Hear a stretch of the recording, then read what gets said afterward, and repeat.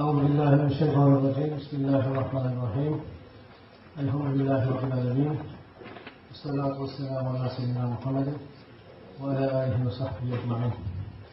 Dear Rector, dear Excellencies, dear guests, on behalf of our university, welcome at this very interesting lectures of well-known Mr. Professor Tariq Ramadan.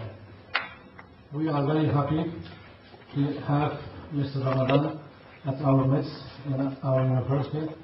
Therefore, I thank him in your presence. Thank you very much.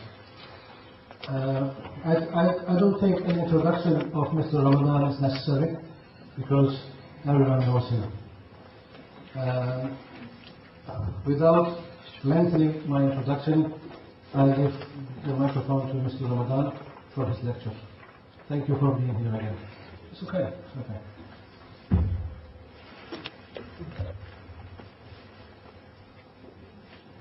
It's okay? أعوذ من الشيطان الرجيم. بسم الله الرحمن الرحيم. السلام عليكم ورحمة الله وبركاته. Thank you for this introduction and this invitation first. I'm happy to be here.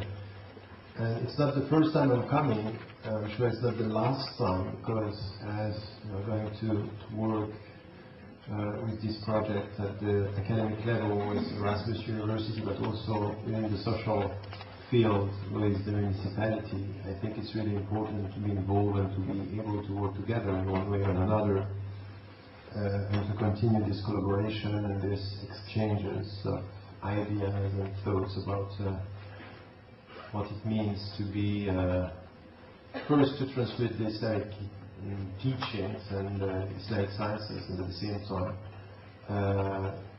to know about the European environment and more specifically about the Dutch environment. The topic of today, and in 45 minutes, as you can understand, it's not going to be easy to tackle everything, so it's much more an introduction to a very deep discussion. It's mainly about Islamic education and integration. So what I'm trying always to do for the people who are listening my lectures is for them to be able to follow. What I'm trying to say is really to have a very clear understanding of the steps of the talk. So the first part will be an introduction with three main points, mainly dealing with a better understanding of the concept we are using. What do we mean by Islamic education, and what do we mean by integration? And then I will tackle the issue by talking about four main elements helping us understand the relationship between Islamic education and integration, and then to come to my conclusion. So once again, introductory remarks to very complex fields and understandings, but I hope that out of your questions afterward, because we'll have a session of questions and answers, we'll be able to go further. So let me start with a kind of introduction. Three main points. The first one is, when we talk about Islamic education, it's really important to have a clear understanding of what we are trying to do. In fact, Islamic education, mainly we are dealing with Islam as a religion, having and built on Islamic principles. And in fact, what we are saying, as you know, education means to go along someone, to accompany, to direct someone towards a specific objective, to go along. What we are trying to say is, Islamic education is to be able to transmit the Islamic principles, with the means for anyone to be able to deal with a specific environment. And it's this which is really important. It's not only I transmit the Islamic principles, it's not only the principles that I am transmitting. As it's to go along, I should give you the means to be able to deal with a specific environment. So education is not something that it's out of nothing and dealing with no specific environment. An education, and an Islamic education is, these are the Islamic principles, and you should get this knowledge, but with this means in order for you to live in this environment. So there is no education disconnected from a specific environment. No education. An education is to give you the opportunity to use the principles with specific means to know how to act in a specific environment. So education is knowledge. Education means to use the knowledge. Education is means to use the knowledge in order to behave and to act. And this is why we know about Islam per se, that it's not only a question of belief, it's a question of action. And when we have to speak about Islam or Iman, faith, for example, for us from within the Islamic tradition, ما وقع في القلب وصدقه العمل, what is in your heart and is proved in fact, showed in fact through your acts. And this is why we could say that our faith is visible out of our acts and behavior.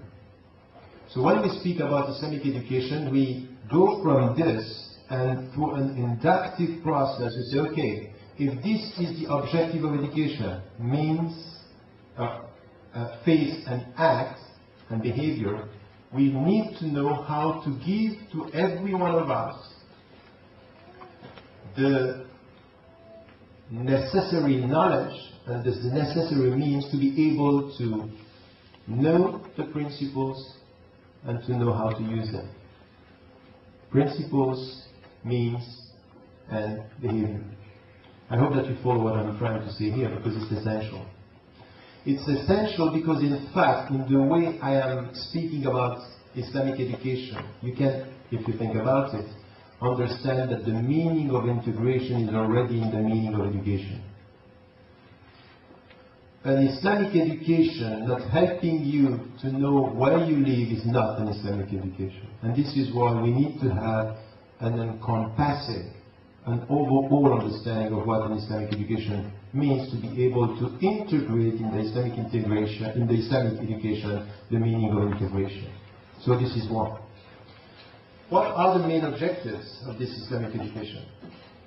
So I know that it's quite theoretical, but it should be, if we want to come to practical things. We should have a very clear theoretical approach to come to practical answers.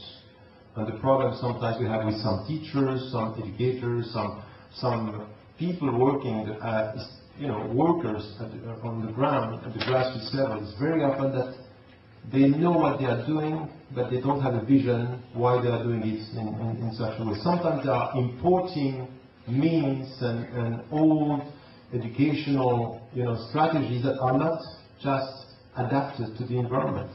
They think it's right because we did it like this there, it was working, and we are just repeating. But it's on the educational field is as crazy as to try to find your way in Rotterdam with the map of Cairo. If you have the map of Cairo and say, okay, I'm going to follow exactly the same route, you're going to be lost. And sometimes we are as counterproductive as that in the way we are dealing with Islamic education in a new environment with all strategies, or strategies that were thought for another environment. So this is one thing which is really essential. Principles to know, means to command, to manage, in a specific behavior to promote. This is an Islamic education, so it's adapted to the environment. It means that the concept of integration, and I will come to this, is already there. But it's not enough. What are the objectives of an education, and per se an Islamic education? Two main things that are really essential. They are really essential when we understand the meaning of being a Muslim. At the age of reason, we all know that there is something which is new. Before the age of reason, you are innocent, and in fact, all your life is prayer. At the age of reason, you should act according to your awareness and conscience. And it's the meaning of mukallaf.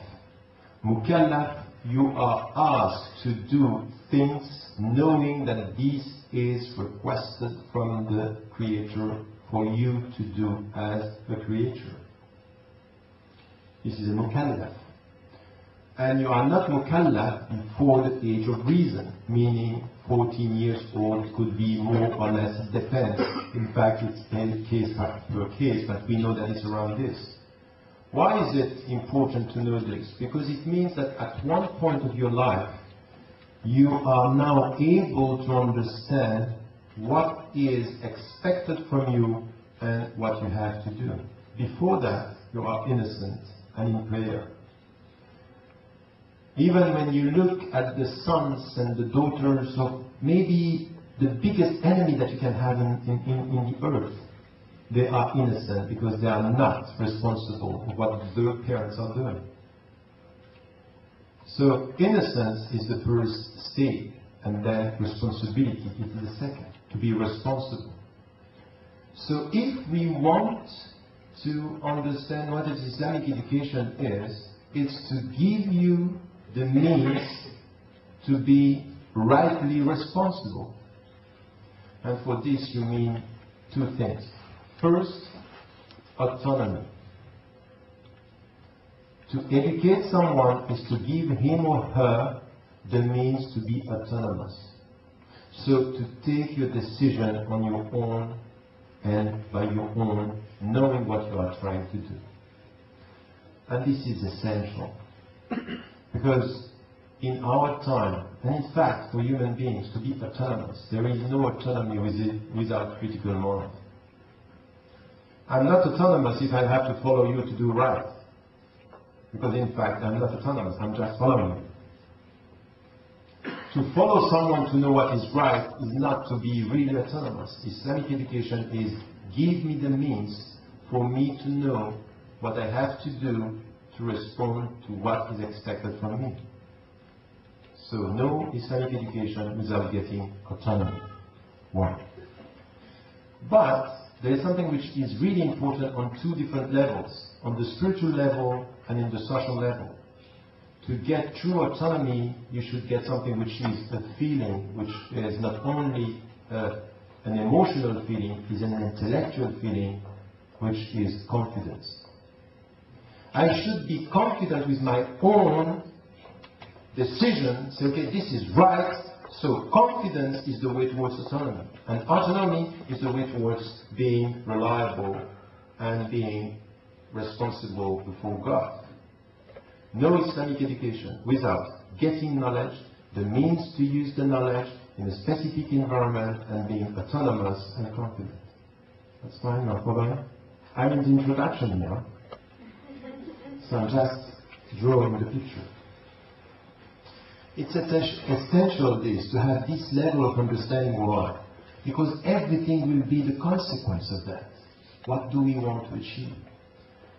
I was with some Moroccan this afternoon, and we are talking about vision and means, and it was clear out of our discussion that sometimes we are confusing means and objectives. So if you don't know what are the means and you don't know what are the objectives, and you take one means for the objective, it's wrong. And we know this in our practical life. We know that sometimes we are completely alienated by means, and we tend to transform the means in objectives. You want an example? Very simple. Money. Money is a means, and for some of us it becomes an objective. In fact, you try to get some money to live better. And some tend to think that the objective of life is to get money, and with getting this money as an objective, I will be happy. And unfortunately, it's never the case. It's never the case. Never a means could be transformed without alienation into an objective. And for us, it's important because in Islam, you always have to understand the objectives in order not to be alienated. You want an example? Prayer. Why do we pray? Only because we are going to say, I'm praying? No. we are praying, وَأَقِمِ الصَّلَاةَ لِذِكْرِي. Pray in order to remember me. But if you pray for the sake of praying, you take the means for the end, and in fact, there is no meaning in the means. You're just, okay, your body has prayed.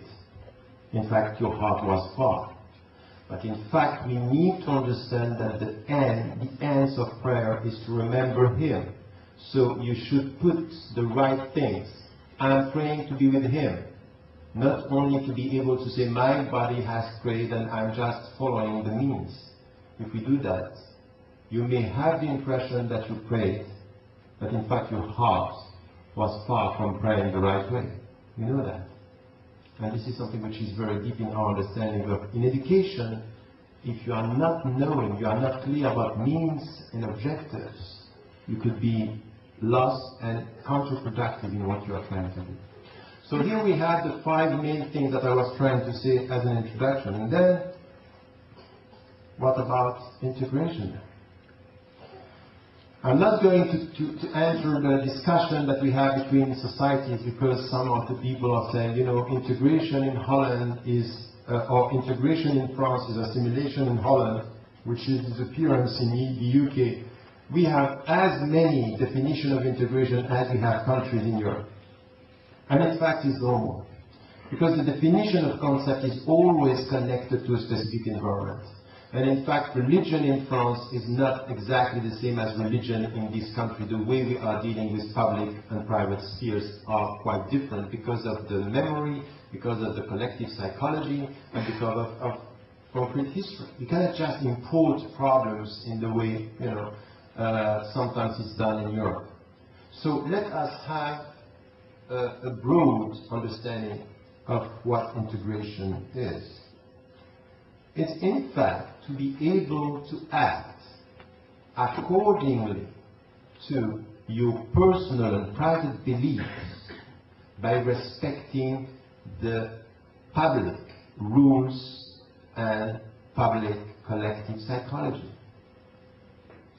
So I repeat this. To act accordingly to your private beliefs. So you remain who you are, private beliefs. Respecting the collective public rules and the collective psychology. So integration is a two-way process, but you are saying, I'm remaining who I am with my principles and my belief.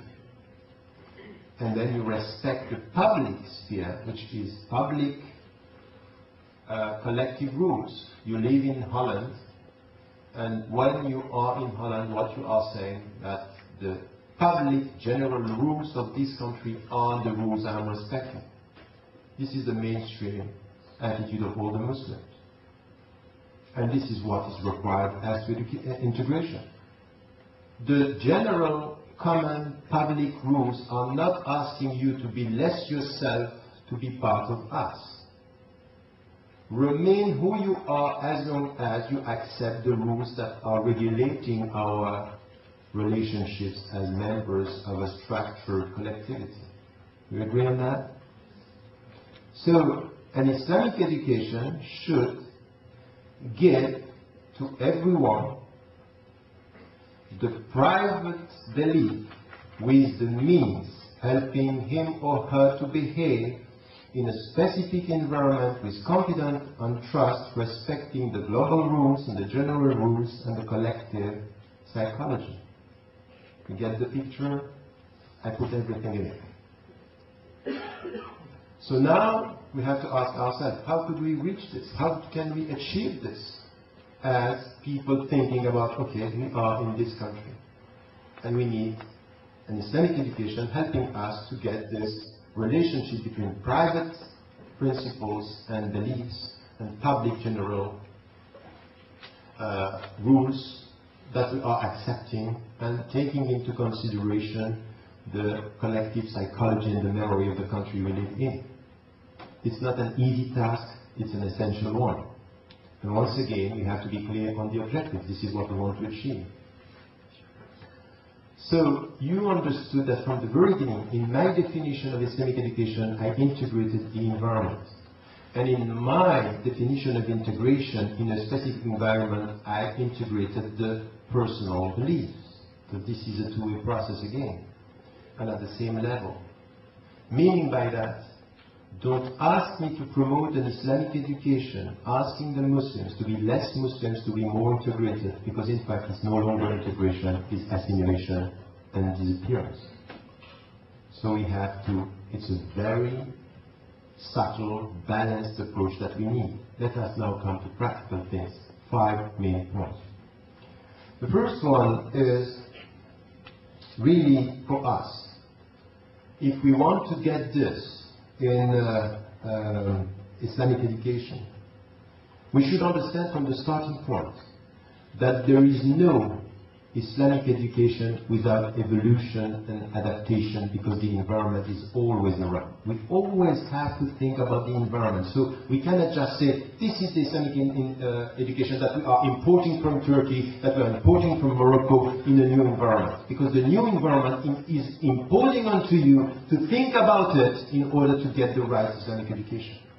And in some environments, when, for example, you are in minority, you know something which is essential. Every time you are, or you feel, in minority, you tend to have a relationship to your principles based on formalism. You know why? Because you are trying to protect yourself. So you protect yourself from a perceived threat. So you say, okay, these are the limits of my behavior. These are the principles of my worship. You know that. But the way you come to this is sometimes not in the name of the meaning of them, but because you think I am under threat. And very often, in a situation of minority, you tend to promote an understanding of the principles as a reactive, as a protection from the surrounding environment.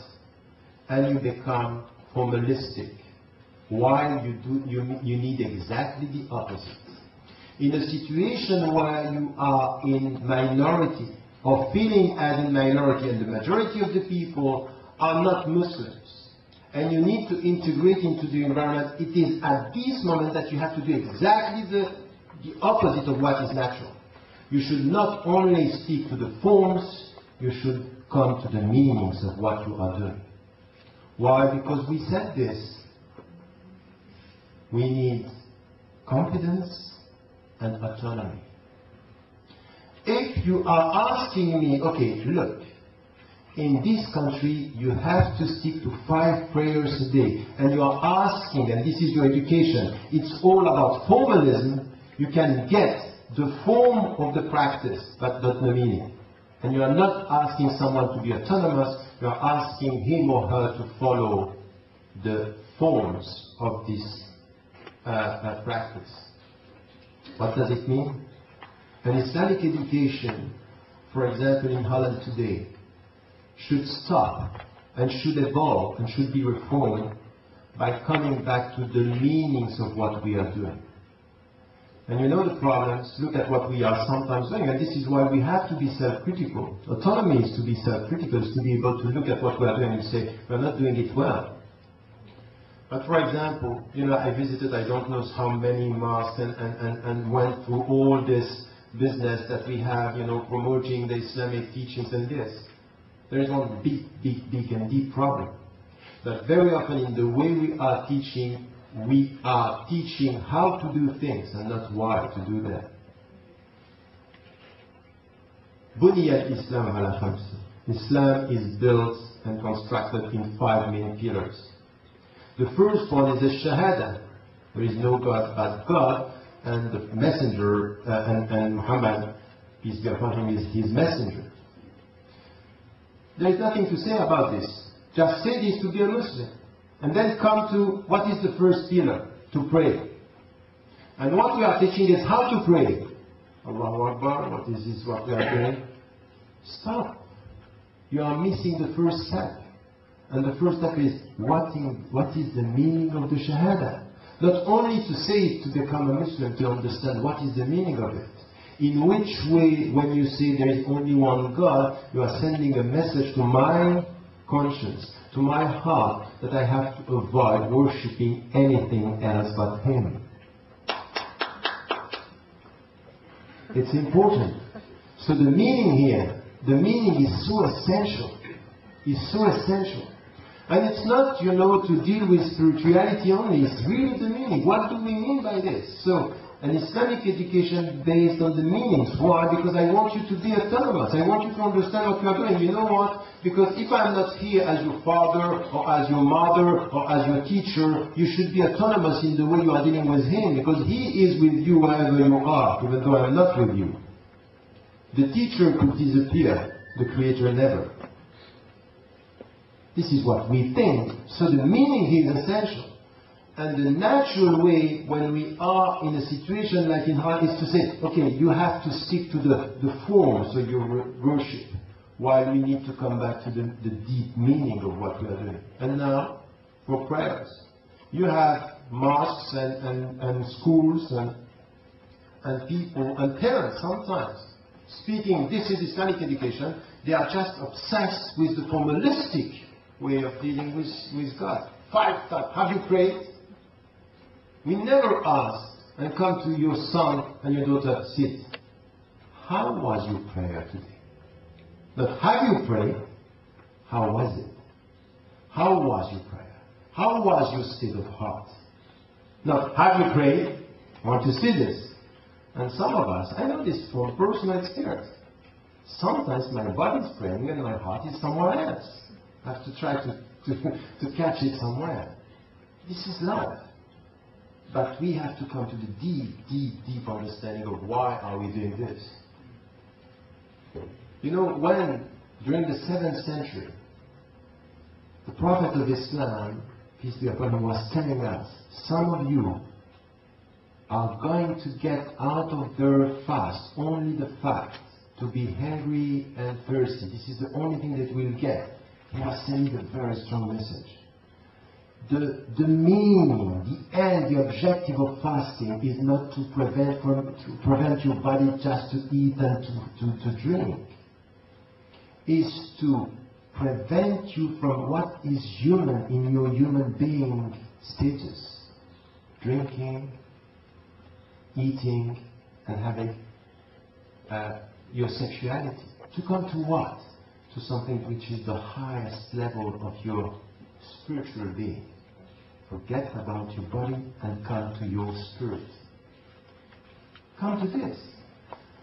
In the heart of the consumerist society, we forget about this very strong. Be careful.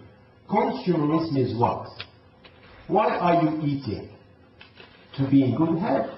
Consumerism is to take consumption as the end when it's only a means. I told you, it's alienation. It's alienation. Consumerism is always get more, have more, have more. And in fact, you are trying to have to be better. To have should serve to be. Sometimes we are so obsessed with to have that we are only to have. We are to have. While you want to have in order to be. Are you following? Alienation. Consumerist society sometimes are pushing us. In the middle of a consumerist society, 1 month per year, we have a deep spiritual teaching stop. Stop having, things of being. And what are we doing? We are transforming this very strong message of stop having, stop to be, by stop to have. But we are not coming to the deep teaching, start to be. No, start to have. So we are responding to the consumerist appeal through something which is prevent yourself from this, that's it. So prevent yourself from eating and drinking, but the deep meaning is not there. You don't get the deep meaning. So if you don't tell me this, I'm just taught Islamic education. If no one is telling me this, how could I get autonomy, confidence and deep spiritual autonomy. How can I get this? I'm just following the forms. I am apparently practicing. I'm deeply fragile. I'm deeply fragile because I don't get it. I just know what to do, how to do, not why to do it. If I don't know why, I'm very fragile. And this is why from the very old Islamic tradition, we were taught to be careful with the muqallideen, the people who are imitating and not understanding. And this is why from the very beginning, all the scholars are telling you, when you come to ask me a question about your religion, not only you have to listen to the answer, but you have to listen to why the answer is so. Why? Tell me why you are telling me this. So I need to know what is the answer and why is it the answer. Critical mind. Deep spirituality and critical mind. And this is the second point. So, when we are here, we speak about Islamic education and integration. Look at the society around you. We have the chance to live in society where we don't have problems we have, but mainly the people are living in rich societies. There is freedom. There are, you can just decide for yourself. And there is a very strong pressure of, fashion, entertainment. Give me the means out of my Islamic education to be in this environment, confident about my principles and autonomous about my decision. To do this, you have to adapt your Islamic education to the environment. So, in a consumerist society, try to understand what you have to be very cautious with consumerism. When in this society the people don't care because they are so obsessed with having that they don't care where they are living. This whole discussion about global warming, it's our discussion. It's not a discussion coming from elsewhere. The world is telling you, the creation is telling you, you are mistreating me. And who created me? The Creator. You have to respect me. So what are we doing here? When, for example, the Prophet was saying, in situation of war, never touch a fruit tree. Never. He was going with his army, leaving the city, and he was telling to someone, go there, there are little, dogs, protect them from us.